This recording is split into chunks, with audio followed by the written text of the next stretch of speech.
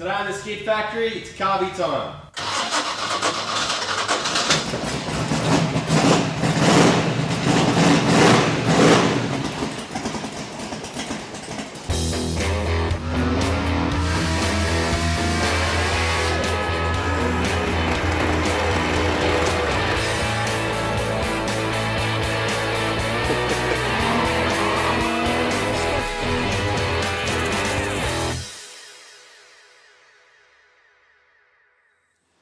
Welcome back to the Skid Factory for 2022.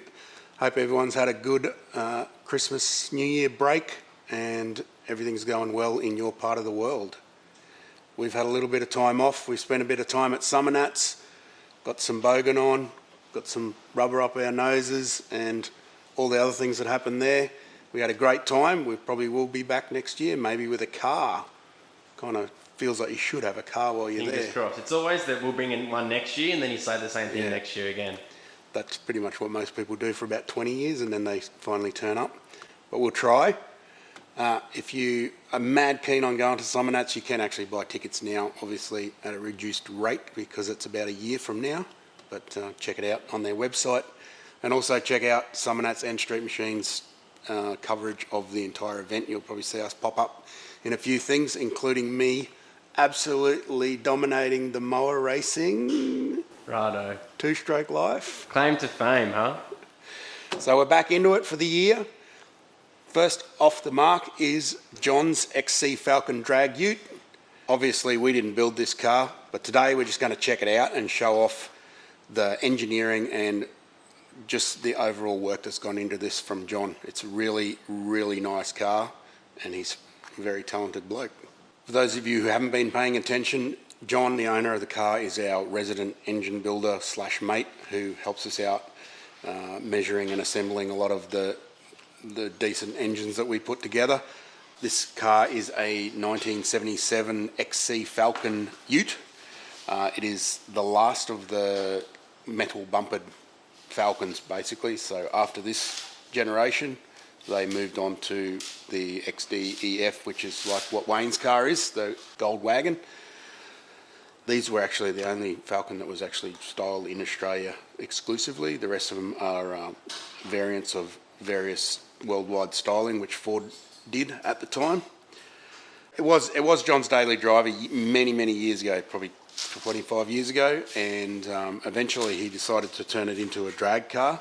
In that iteration, it was a full standard sort of body floor just with a cage and tubbed rear end, which is relatively easy to do on a Ute. 351 Cleveland, same motor that it's got in it now and same box, it's a C4 auto, and he just campaigned that as a NA methanol car. It ran 10s, like 10.0 or something like that back in the day. At some point, not long after he met us, I think, or started hanging around us, he decided turbos must be a good thing. So he ended up doing a sort of a rebuild of the car to both accommodate the turbos and fix up some stuff that he probably wasn't too happy with. So part of that rebuild was the entire floor and everything has been removed and firewall, and it has a full chassis now, where it didn't before. It was just a unibody car. So the engine's also been pushed back 300mm from its original location, and part of the reason for that was to accommodate the turbos that are now fitted to it. That may have happened because of us, we're not sure. Seems like a logical path once you start hanging around us. So the turbos are 70mm, they're of some eBay origin, I don't know what. They're very nondescript, but they're also very large, so they're blowing through a carburetor, which is not something you normally see on our show. So we don't condone it, but it's there, so we'll have to live with it. It's a Demon, which is basically an aftermarket Holly carby. It's got big float bowls on it because it runs on methanol, so obviously you need a much more fuel volume than on E85 or 98. The engine itself is the same engine that it previously ran, and so is the transmission. It's been pulled apart, and John has taken some compression out of it by milling down the pop tops in the pistons. So it went from 13, I think, to 10 to 1, which he probably could have kept it at 13 running it on methanol, but that's what he did. So we do have the option of probably changing it to ethanol, which I'll probably try and talk him into, because methanol is if you think ethanol's a pain in the ass, methanol is next level for rotting things out, etc. So that's all good to go. The rest of the engine's pretty basic. It's just a cast crank 351 Cleveland. It's got aftermarket CHI heads and inlet manifold. They're 3V, so basically they've picked the best spot between 2V and 4V heads, and they work quite well. We've got no power figures for it. I don't think it ever had any power figures it's never been dyno tuned as far as we know, so it was just track tuned when it was NA. It's got a heap of really nice touches on it. John pretty much just makes everything himself where he can, because it's just that kind of guy. So there's a lot of really cool things on this car that he's just made rather than buying. One of them, the fuel pressure regulator, he made that from billet aluminium. It's still got some bearing glue and stuff all over it from where he's checked whether the bolt holes were flat and stuff like that. So that's the kind of guy we're talking about here. He's very hands-on and spends a lot of time and thought on things. So you'll notice that there's probably a lot more wires and stuff that you'd normally see on a carved Clevo. The reason why it's here is because we're fitting a Haltech VMS to it, which is a vehicle management system. It is specifically for drag cars or burnout cars. A lot of people use them on burnout cars that still run mechanical injection or carburetors, but it basically manages the rest of the engine and provides data logging. So we're going to go into that later, but at the moment we're just going to sort of show you around the car because it's pretty cool. Let's have a look underneath.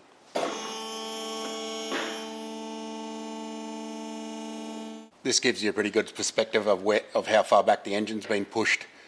This is usually the back of the well of the sump, which is normally about here. So there's your 300 mil. Again, to accommodate that, the firewall has been it's been removed altogether. That's where the firewall used to be. So this part of the rail is actually factory, just here from forward. And after that, you can see that plate there that's plug welded, etc. That then joins through to rails that go all the way to the rear. So they were never there. You can see these Deuce fasteners here. That floor is only made out of maybe 1.2 mil aluminium. So the whole thing is removed. The engine is mounted with front and rear plates. So there's a tube that runs right up over the top and down again, and presumably joins into the roll cage, and that's a rear engine plate. So that bolts in between the transmission and the engine, and then it's solid mounted there, and it also has that at the front. And yes, that is massive overkill. It's way more than it probably needs, but that's just the way John rolls. He likes to do things probably better than they need to be, but that's cool. The advantage of this is it gives you a lot of space because there's no engine mounts or anything where they usually are outside the block, so you can then run these big ass headers. So it's got tune length headers that go through, well not tune, but extractor type headers that go through and then join up to each turbo. The turbos are also mounted, well, the manifolding's mounted directly to the chassis as well, so nothing really moves. So the exhaust runs out here, wastegates rejoin, goes along the top of the wheel there and exits through the guard on the side. It's got a couple of oxygen sensors, one on either side, which again is to do with the VMS. And again, we will talk about that later. It's got a steering rack conversion. It's actually a Fox body Mustang rack that is normally on the front left-hand drive, and he's flipped it around and put it on the rear, so then it becomes a right-hand drive and everything works. So that's pretty cool.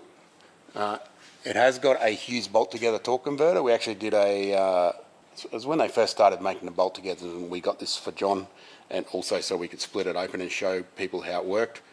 You can probably watch that video there. Perfect. There. C4 Auto. It's built by Al's Race Glides, I think.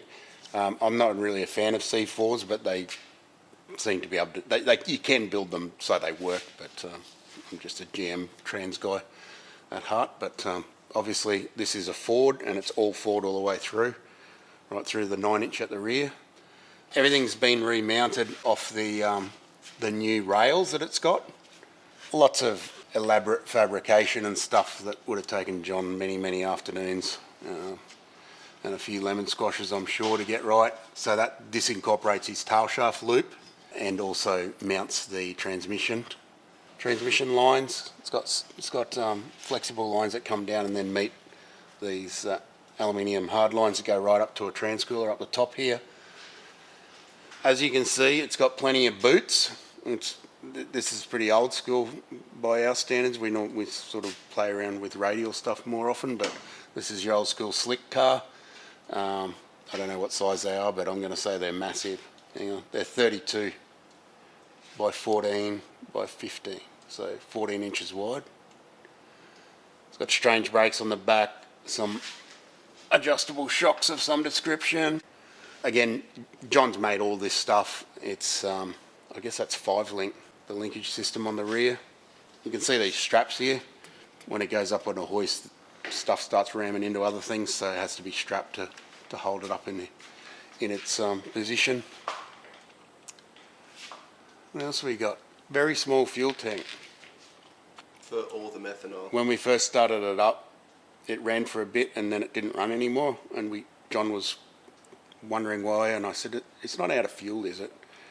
And it was, because methanol runs at like 3 to 1 at full noise, 5 to 1 stoic, so it's a lot of fuel, like big volumes. So that will last one run, which is all it really needs to do, so it's all good. There's all sheet metal that covers this up as well when it's racing. What do you reckon? Fun fact, John welds his own tail shafts because he doesn't like that they use MIG welds at the tail shaft shop. It's very dark under here. Now let's have a look inside. Most of the wiring's been done by John, other than what I've done, which is just the VMS specific stuff, and it's super nerdy. It looks like he's one of those dudes that works in a router room or whatever that has all the wires going in very specific, nice tracks.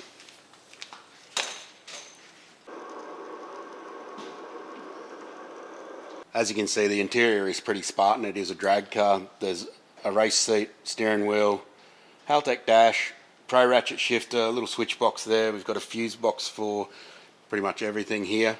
Some of that's controlled by the switch box, some by the Haltech.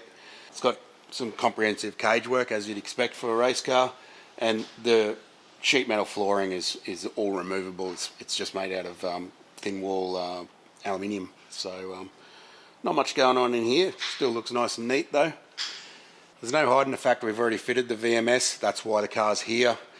But the reason why we fitted it is going to become more apparent when you tune in next week and watch us taking this drag racing for the first time with its new setup, the turbos, the carby and the old ignition system, and see what happens and what goes wrong. So tune in next week and we will explain all. Thanks for watching. See you next time.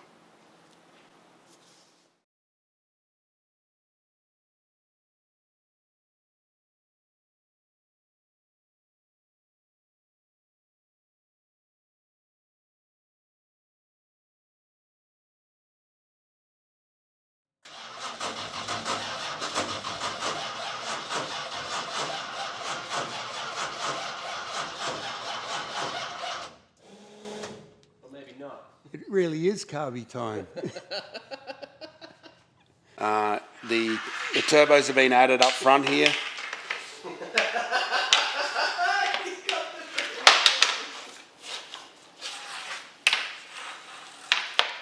Trying to film, bro. But get rid of the bro, that Book it.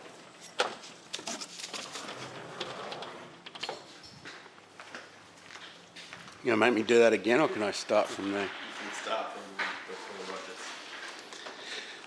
Where was I? When you watch next week's episode, when we go back and go drag racing in this thing in its original form after John first built it with the turbos. So tune in. Oh, you.